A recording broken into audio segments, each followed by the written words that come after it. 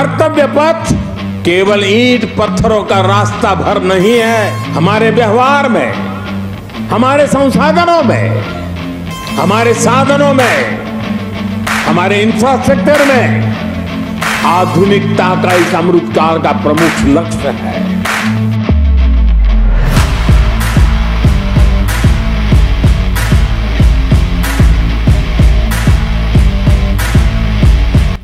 प्रधानमंत्री नरेंद्र मोदी के dream project के चलते उन्होंने गुरुवार शाम को सेंटर विस्टा एवेन्यू का उद्घाटन किया। इसके साथ ही पीएम ने इंडिया गेट पर नेताजी सुभाष चंद्र बोस की प्रतिमा का भी अनावरण किया। नेताजी सुभाष चंद्र बोस की ये प्रतिमा 28 फुट ऊंची है, जो ग्रेनाइट पत्थर पर उकेरी गई है। बता दें कि 65 मैट्रिक टन की ये प्रतिमा उसी जगह स्थापित की गई है जहां 23 जनवरी को पराक्रम दिवस पर नेताजी के होलोग्राम प्रतिमा का अनावरण किया गया था। ये दोनों निर्माण काम सेंटर विस्टा रीडेवलपमेंट प्रोजेक्ट का हिस्सा है। इससे पहले जुलाई में भी प्रधानमंत्री नरेंद्र मोदी ने नए संसद भवन की छत पर बनाए गए अशोक स्तंभ का भी अनावरण कर चुके हैं, जिसको लेकर उस समय पक्ष और विपक्ष के बीच काफी विवाद हुआ था। तो वहीं अब भी कुछ लोग इस सोच में हैं कि आखिर ये सेंट्रल विस्टा क्या है, सेंटर विस्टा रीडेवलपमेंट प्रोजेक्ट में क्या होना है, प्रोजेक्ट कब तक पूरा हो जाएगा और इस प्रोजेक्ट में कितना खर्च आएगा। तो आज इस वीडियो में हम आपके इन सभी सवालों का जवाब देंगे। तो सबसे पहले आपको ये समझने की जरूरत है कि ये सेंटर विस्टा प्रोजेक्ट क्या है। आपकी जानकारी के लिए बता दें कि नई दिल्ली में राष्ट्रपति भवन से इंडिया गेट तक 3.2 किलोमीटर लंबे क्षेत्र को सेंटर विस्टा कहते हैं। दिल्ली की जान कहे जाने वाले इस इलाके की कहानी साल 1911 से शुरू हुई थी। उस समय भारत में अंग्रेजों का शासन था और उस समय देश की राजधानी कोलकाता थी। लेकिन कोलकाता में बढ़ते विरोध के चलते दिसंबर 1911 में किंग जॉर्ज पंचम ने भारत की राजधानी कोलकाता से बदलकर दिल्ली करने का ऐलान किया था, जिसके बाद दिल्ली में अहम इमारतें बनाने का जिम्मा सर एडविन लुटियंस और हर्बर्ट बेकर को मिला, जिसके बाद इन दोनों ने ही सेंटर विस्टा को डिजाइन किया। ये प्रोजेक्ट वॉशिंगटन के कैपिटल कॉम्प्लेक्स और पेरिस के शॉन्स एलिस से प्रेरित था। ये तीनों प्रोजेक्ट नेशन बिल्डिंग प्रोग्राम का हिस्सा थे। उस समय लुटियंस और बेकर ने राष्ट्रपति भवन, इंडिया गेट, संसद भवन, नॉर्थ ब्लॉक, साउथ ब्लॉक और किंग जॉर्ज स्टैचू, जिसे बाद में वॉर मेमोरियल बनाया गया, इसका निर्माण किया था।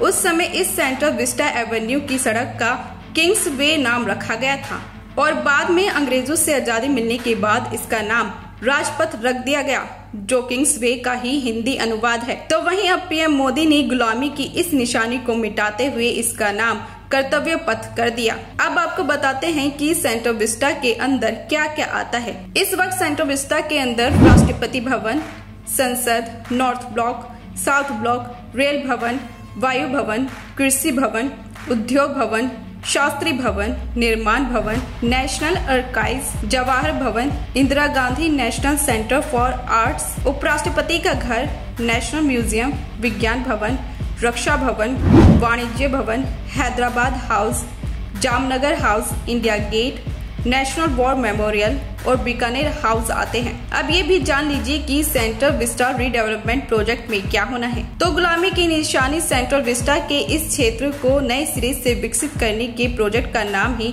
सेंटर विस्टा रीडेवलपमेंट प्रोजेक्ट है। इसमें मौजूदा कुछ इमारतों में कोई बदलाव नहीं होगा, तो कुछ को किसी न किसी काम के लिए इस्तेमाल किया जाएगा, तो कुछ को रिनोवेट किया जाएगा, तो कुछ को गिराकर उसकी जगह नई इमारतें बनाई जाएंगी। अब इस प्रोजेक्ट के दौरान जिन इमारतों में कोई बदलाव नहीं होगा उसमें Rashtrapati Bhavan, Hyderabad House, India Gate, Rail Bhavan, Vayu Bhavan और वॉर मेमोरियल शामिल है। वहीं नॉर्थ ब्लॉक और साउथ ब्लॉक दोनों को नेशनल म्यूजियम में बदल दिया जाएगा। संसद की मौजूदा इमारत को आर्कियोलॉजिकल हेरिटेज में बदल दिया जाएगा। साथ ही मौजूदा जामनगर हाउस को इंदिरा गांधी राष्ट्रीय कला केंद्र में बदल दिया जाएगा। इसके साथ ही 4 नई इमारतों को नए सिरे से बना रही है सरकार। इसमें नए संसद भवन के साथ ही उपराष्ट्रीय भवन, प्रधानमंत्री आवास के साथ नया सेंट्रल सेक्रेटेरिएट बनाया जाएगा। इसी सेंट्रल सेक्रेटेरिएट में सरकार के भी मंत्रालय और उनके ऑफिस शिफ्ट किए जाएंगे। तो वहीं इस रीडेवलपमेंट के लिए कुछ इमारतें गिराई भी जाएंगी। इसमें मौजूदा नेशनल म्यूजियम, इंदिरा गांधी राष्ट्रीय कला केंद्र, उपराष्ट्रीय भवन, उद्योग भवन, निर्माण भवन, जवाहर भवन, विज्ञान भवन, कृषि भवन, शास्त्री भवन और रक्षा भवन जैसी इमारतें शामिल हैं। अब आपको ये जानने की भी जरूरत है कि सेंट्रल विस्टा एवेन्यू का पूर्ण विकास क्यों जरूरी है। बता दें कि इस पूरे प्रोजेक्ट की आधिकारिक वेबसाइट के मुताबिक सेंट्रल विस्टा एवेन्यू के रूट सेक्शन में समय के साथ कई बदलाव हुए हैं। इस जगह को प्रोटेक्ट की काफी कोशिश की गई, लेकिन कुछ समय बाद ही ये एवेन्यू की आवश्यकताओं को खराब करता गया, क्योंकि उस समय इसे भारी उपयोग के लिए डिजाइन नहीं किया गया था। भारी यातायात, अत्यधिक सार्वजनिक उपयोग, पैदल चलने वालों की अनुकूल व्यवस्था की कमी, विक्रेताओं के लिए अपर्याप्त सुविधाएं और भूमि व जल प्रदूषण की वजह से ये पूर्ण विकास जरूरी हो गया था। तो वहीं सरकार ने 4 अगस्त को लोकसभा में बताया था कि इस मास्टर प्लान में 5 परियोजनाओं पर काम चल रहा है। इसमें सेंट्रल विस्टा एवेन्यू के पूर्ण विकास का काम पूरा हो गया, जिसका 8 अगस्त को प्रधानमंत्री ने उद्घाटन किया। 4 अगस्त को दिए गए सरकार के जवाब के मुताबिक नए संसद भवन के निर्माण का 70% काम हो चुका है। इसके नवंबर 2022 तक पूरा होने की उम्मीद है। वहीं केंद्रीय सचिवालय का 17% काम पूरा हो चुका है। इसके दिसंबर 2023 तक पूरा होने की उम्मीद है। उपराष्ट्रपति एन्क्लेव का 24% काम हो चुका है। इसके जनवरी 2023 तक पूरा होने की उम्मीद है। वहीं एग्जीक्यूटिव एन्क्लेव का काम भी अभी शुरू नहीं हो सका है।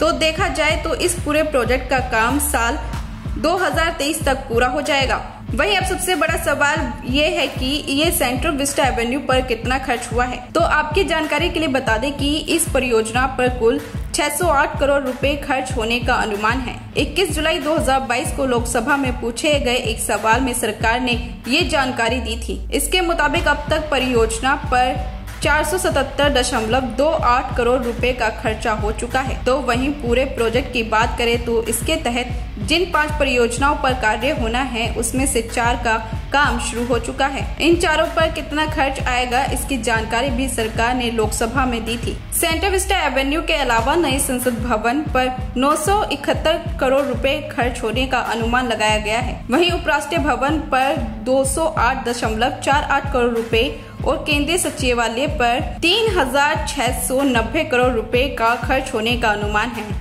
पूरे प्रोजेक्ट पर 20,000 करोड़ रुपए के खर्च होने की बात कही गई थी।